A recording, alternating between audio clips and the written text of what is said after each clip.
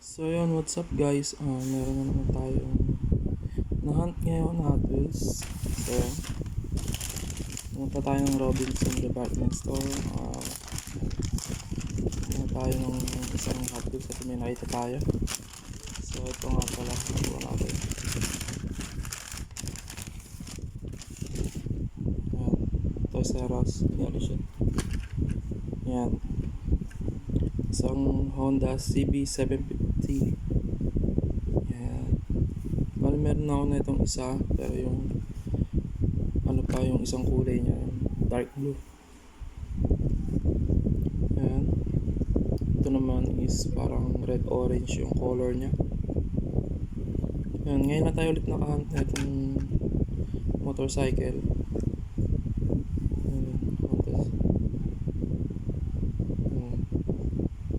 So yun na natin dyan sa Robinson.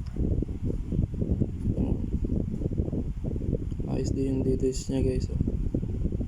Dito sa makina niya. Dito ako napopormahan sa may bandang makina niya. Ayan guys. Ayan. Tapos bronze na yung color ng rim niya.